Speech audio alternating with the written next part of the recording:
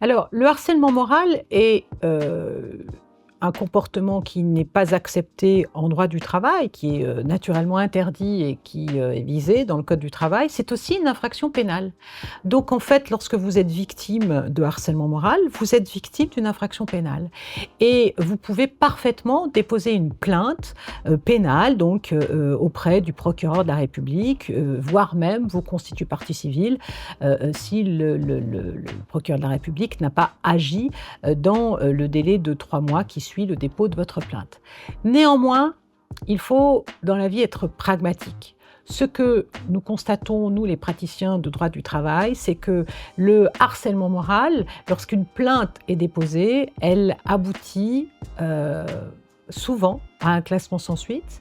Elle aboutit, lorsqu'il y a des instructions qui sont mises en œuvre, une instruction qui est ouverte, le délai d'instruction est très long et lorsque la condamnation, lorsque votre agresseur, votre harceleur est comparé devant le tribunal correctionnel, il se passe souvent plusieurs années avant que cette audience ne soit organisée, par les tribunaux correctionnels. Ça veut dire quoi? Ça veut dire que malheureusement, le traitement pénal du harcèlement moral est un traitement qui est, assez contraint, et qui est extrêmement long.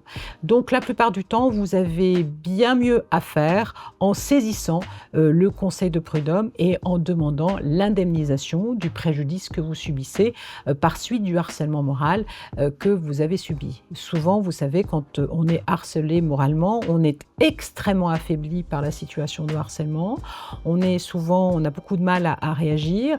Les gens mettent beaucoup de temps à se sortir, à se rétablir après une situation de harcèlement moral et lorsque l'on doit subir la lenteur, hein, malheureusement des instructions, en lien avec le harcèlement moral, c'est souvent générateur d'une très grande souffrance, pour les victimes. Donc l'efficacité, conduit très souvent à, renoncer, à abandonner, l'aspect pénal du harcèlement moral et à se consacrer à, la saisine des juridictions prud'homales qui, elles, sont dédiées à vous indemniser, lorsque vous avez subi votre préjudice.